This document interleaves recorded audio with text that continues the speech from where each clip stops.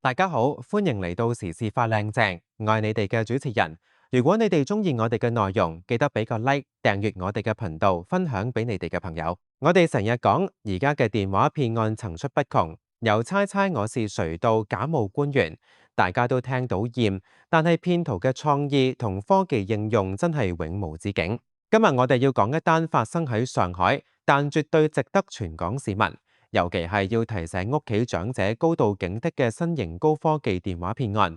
呢種騙術恐怖喺邊？佢唔再係單純用把嘴呃你講密碼，而係可以遠程操控你部手機，甚至引導你對住塊鏡仔就神不知鬼不覺咁用你個樣嚟做人臉識別，直接轉走你銀行戶口裡面嘅畢生積蓄。上海一個78歲嘅陳婆婆就差啲因為一個電話同屋企塊鏡冇咗成400萬人民幣，約437萬港紙嘅養老金。究竟呢班照鏡黨騙徒點樣操作？點解連照鏡都可以成為犯案工具？我哋又應該點樣防範？今日我哋一齊深入拆解呢個令人心寒嘅騙局。首先，我哋根據內地媒體報導，重組返呢單極具電影感嘅騙案。主角上海虹口區78歲嘅陳婆婆。開場婆婆接到一個自稱係銀聯客服嘅來電，對方話而家銀行存款利率下降，可以幫佢保住高利率。又話佢不小心開通咗某啲收費服務，需要跟指示操作先可以取消。呢啲開場白專攻長者關心積蓄又怕麻煩嘅心理，深入操控。第一幕長達2小時嘅遠程教學，騙徒同婆婆嘅通話持續咗超過2個鐘。喺呢段時間裏面，騙徒利用婆婆對智能手機唔熟悉嘅弱點，一步步誘導佢講出個人資料。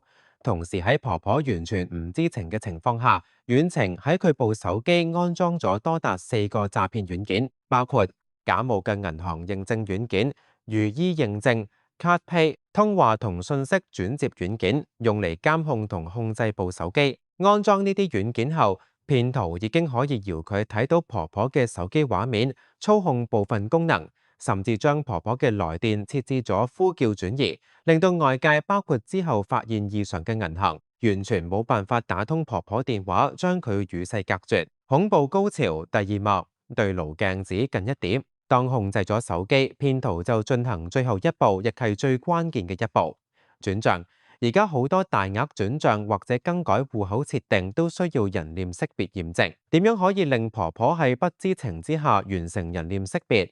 騙徒出咗一條絕橋，佢哋問婆婆：你屋企有冇鏡啊？婆婆當然有。然後騙徒就下指令：你對住塊鏡坐近啲，再對住塊鏡望實佢。純良嘅婆婆就跟住做，對住屋企塊鏡，以為只係某種身份確認步驟，但實際上騙徒正係透過遠程控制軟件啟動咗手機嘅前置鏡頭，捕捉婆婆望住鏡子嘅面部影像，用以通過銀行 App 嘅人臉識別驗證。就係咁，婆婆喺完全冇輸入過密碼、冇收到驗證短信嘅情況下，佢嘅人臉生物特指就已經被盜用。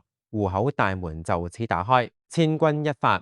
第3幕，銀行機警加警方迅速止付。好在故事有好心人，平安銀行嘅系統偵測到異常，一個長期喺國內生活嘅婆婆，其戶口突然被境外 IP 地址登入，並且有人正試圖將佢定期存款轉為活期，再分批轉到境外。銀行經理意識到極可能係騙案，但打電話俾婆婆一直打唔通，因為已被呼叫轉移。銀行當機立斷，直接報警。警方接報之後迅速上門，當時婆婆仍然同客服傾緊電話。警察問婆婆係咪正喺度轉賬，婆婆仲話：我冇轉賬啊，邊個轉我啲錢？經警方解釋，婆婆先恍然大悟，明白點解對方要不斷叫自己照鏡。警方即時聯絡反詐騙中心，啟動緊急止付機制。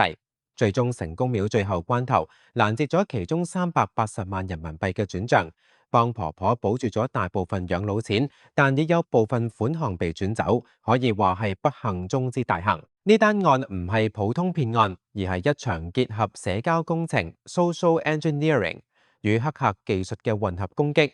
我哋可以將騙徒嘅步驟拆解為4步殺絕。殺絕1：精準話術，建立權威與恐慌。假冒銀聯或者銀行客服，利用官方機構嘅公信力，以利率下降幫你保值、取消誤開服務為由，既提供所謂着數，捉住貪念又製造輕微麻煩，引發焦慮，令長者容易落入節奏，願意跟從指示。殺住2，遠程操控奪取設備控制權。利用長者唔熟悉手機彈出視窗或者安裝程序嘅弱點，透過發送虛假連結或直接引導遠程安裝木馬軟件。一旦安裝，騙徒就如入無人之境，螢幕共享遠控睇到你嘅一舉一動，知道你輸入咩。攔截短信收唔到銀行發送嘅驗證碼，設置呼叫轉移，切斷你同外界，尤其係家人同真銀行嘅聯繫，令你處於孤立無援嘅信息孤島。殺住3生物特指盜用照鏡嘅邪惡智慧，呢一步盡顯騙徒對現代銀行安全流程嘅鑽研。佢哋知道大額操作需要人臉識別，而直接叫事主望住手機鏡頭可能會引起警惕，於是佢哋發明咗照鏡呢個扭曲嘅指令。事主望住鏡子，眼神係自然聚焦嘅，符合人臉識別要求。事主以為自己係對住塊普通鏡，心理上毫無防備，冇意識到自己正被手機鏡頭捕捉。騙徒透過遠控軟件操控手機銀行 App 啟動前置鏡頭，完美盜取合規格嘅人臉影像。呢招隔空取面，可謂騙術中嘅技術革命。殺住4，利用時間差快速跨境轉移資金。騙徒通常選擇工作日嘅下晝時間作案，並且利用境外伺服器操作，增加追溯難度。一旦得手，會極速將資金分散轉到多個境外賬戶，同時間賽跑。面對如此高科技、有組織嘅騙徒，我哋唔可以單靠小心啲3個字，必須要有一套具體可執行嘅智慧策略。俾長者嘅3不3要原則：3不唔接聽，對於來歷不明，尤其係加字頭、自稱官方機構嘅電話直接拒接，真係有事，對方會再打嚟或寄信。唔安裝，絕對唔好按照電話中人嘅指示下載任何不明 App， 點擊任何連結或者允許遠程協助。唔照做，無論對方叫你對住鏡、對住鏡頭、搖頭點頭，任何涉及你樣貌、動作嘅奇怪指令，立即掛線。3要核實，聲稱銀行、公安速遞打嚟，話你有問題，立即掛線，然後自己親自打返去個機構嘅官方客服熱線。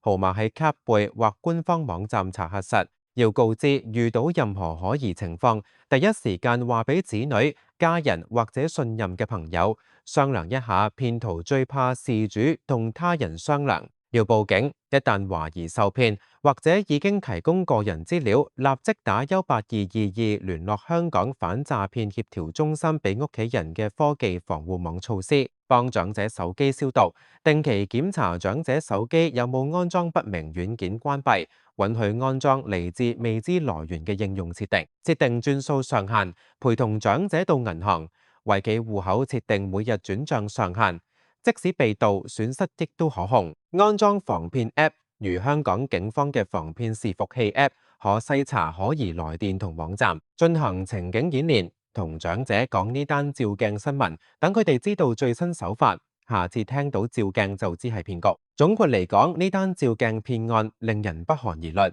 佢唔單止係一單詐騙，更反映咗幾個更深層嘅社會問題。科技進步嘅陰暗面，人臉識別、遠程控制本為便利而設，如今卻成騙徒利器。科技公司同金融機構必須反思點樣加強生物識別環節嘅防詐驗證。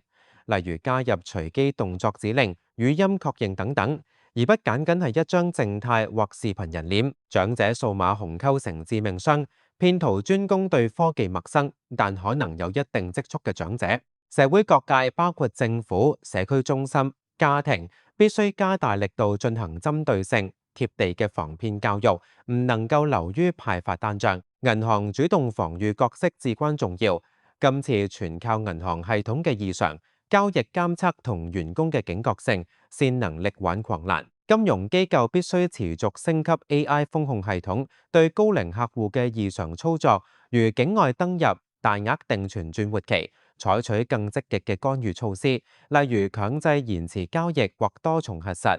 最後請大家將呢個故事轉告俾你身邊嘅每一位長者，同佢哋講阿婆阿伯，記住啦，無論邊個打嚟叫你照鏡嘅100%係騙子，即刻掛線，多一份提醒，少一個悲劇。好啦，今日嘅時事快靚正就講到啦，有咩意見或者想我哋討論嘅議題，歡迎喺留言區話俾我哋知。多謝大家收睇時事快靚正，我哋下次再見，拜拜。